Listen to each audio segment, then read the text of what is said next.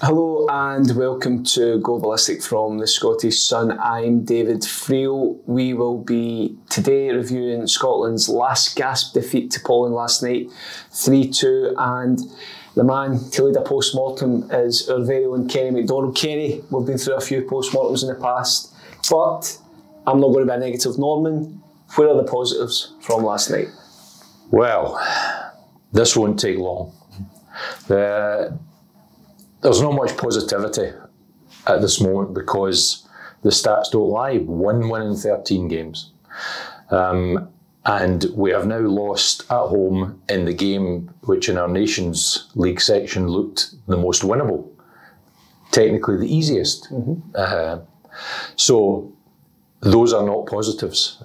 The positives could be that from being 2-0 down, and a little bit unfortunate to be 2-0 down at half-time, Scotland responded. Billy Gilmore pulled one back. Scott McTominay made it 2-2. At that time, you thought Scotland are going to go in and win this. I said to our esteemed colleague Robert Grieve, who is on his way to Lisbon as we speak, that Scotland were going to go in and win. Because at that time, Scotland had the initiative and Poland were wobbling. But we were undone all evening by errors. Gave away cheap possession for the first goal. Kenny McLean very culpable. 2 stupid tackles for 2 penalties, and at this level of football in the Nations League, whether you're in Group A, whether you're in the top section or the bottom section, can't give away goals like that. Steve Clarke said as much, but if you actually look at the stats as you referred to, so it's 1 win in 13, but in those 13 games, we've conceded 31 goals, and I think on 6 occasions it's been 3 or more. At international football, international level, you can't win games shipping goals like that. Scotland built their reputation under Steve Clarke by being a team difficult to score goals against. Now we're easy to score goals against, particularly when you make errors the way Tony Ralston and Grant Hanley did last night. Fundamental poor defensive tackles, definite penalties, and until these things are eradicated, the problems are going to continue. And we're now looking at 2 really difficult away games in the group. So that poor record is liable to continue unless things pick up. What does the manager do? You know, he spoke last night saying it's collective, he's not going to blame individuals, but there's a collective tendency now to just ship goals. Can he change the personnel? Can he change the system? He's gone from a back 5 to a back 4. He's, you know, he left Ryan Porteous out last night. Jack Hendry also wasn't available. Does he stick with Hanley and McKenna and Ralston? What does he do? Well, I mean, Hanley is a favourite of his. Rightly or wrongly, he's always been a favourite of his. Personally, I think he'll stick with Hanley, even though it was a brain freeze at the end of the game, because generally I thought Hanley did okay in the course of the evening. And McKenna was solid enough. McKenna's a rudimentary central defender, but at the moment we are lacking alternatives, and I don't think the team that he picks on Sunday will be all that different from the team that played last night. So you don't see a Bendo, Carrangel, Lewis Morgan, Tommy Conway, guys like that coming in? I just don't think. I think last night was the night for an experiment of that nature, and that's why we saw Ben Doak at one point.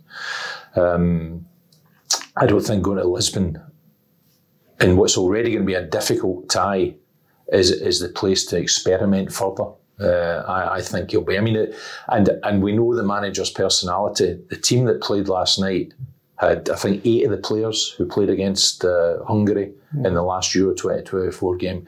He's not a man for wild experimentation, and I don't think there'll be that in Lisbon on Sunday. Lisbon Sunday night, it's Portugal, it's Cristiano Ronaldo. He scored his 900th goal for club and country last night. He is 39. He became a bit of a, you know, there was a lot of stuff during the Euros about his free kicks, but he still scores goals. He'll still fancy himself to get another goal against Scotland at least. Do you give Scotland any hope at all in Lisbon? Oh yeah, I mean Scotland always have that ability. Spain is the perfect example to pull a rabbit out of the hat and get a result when it's least expected. Cristiano Ronaldo, I think 131 international goals. As you say, is a phenomenon, 39 years of age.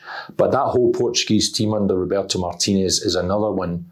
As Poland were last night, there's very little change from the Euros. I mean, I think last night their least experienced player still had 11 caps, Pedro Neto. So the whole look of the squad, even allowing for the fact that Pepe has retired from the centre of the defence, they all play for top clubs. They've all got loads of experience. It's going to be a tough night, I fear.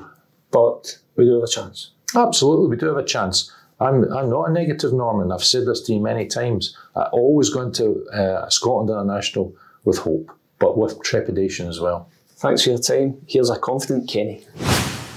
Okay, I'm now joined as always on a Friday by Jim Delahunt, Scottish Sun's top bookie basher. Jim, a bad night at Hampden on Thursday night. We've now got the easy trip to Portugal to face Cristiano Ronaldo and Co in Lisbon. How do you see that one going on Sunday night? Where's the value? Where's the betting going? Oh, well, I think you can imagine where the betting's going. The betting is pretty much saying that Portugal will win the match. I mean, I was hopeful that Scotland might put up a good performance last night. We could argue that in the second half they did, and we could also argue that once the 3 or 4 substitutions were made, we got slightly better. We have to take something from that. We have to give the manager some credit for that. But I just get the feeling Steve Clarke's becoming slightly more hostile towards questioning from the media about his tactics.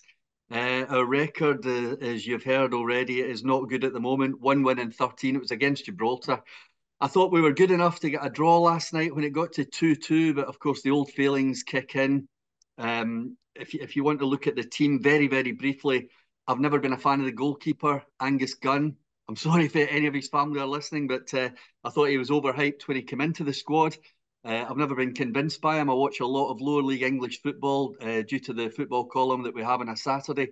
And he's not an outstanding goalkeeper at all. I don't know how we go about getting a new one. I would humbly suggest as a non-goalkeeping coach that we get together some of the best 5 or 6 goalkeepers in this country and get them all to sit down and come up with 6 or 7 names, pick 3 or 4 of them and get ourselves 2 or 3 quality goalkeepers going forward. But I really don't know what the short-term answer is. He'll no doubt be in goals against Portugal. And of course, Portugal are 2-9 and 1-5 to beat Scotland on Sunday. Scotland 5-1.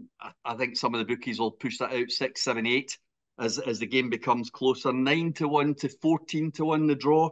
And Portugal to win to 0 this game, David, 8-11. Now, I think a lot of people will be interested in that because you have to wonder, despite the fact we scored a couple last night and had one chopped off, you have to wonder where Scotland goals might come from against a quality side like Portugal. Ronaldo, 5-4 and 6-5 to score at any time. I thought was good value, but that has gone. And he's now 4-6 and 8-13 to score any time against Scotland, which I think is much more realistic. If you want to look at the Scotland goal scorers, and that's been very optimistic. Shankland, if he even gets the game, 7-1. Dykes, who I'm sorry, does not score goals, 7-1. Who would risk money on that? The one that appeals to me, if anybody is going to score for Scotland, he did last night and it was chopped off. If anybody is going to score for Scotland, it might be Scott McTominay, and he's available at 15-2, which may be worth a small interest, a very small interest, if you're having a look at the game. But I can't be interested in Scotland at 5-1, and no doubt by kick-off time, much bigger than that, David. I understand. Obviously, we had a look at Poland last night.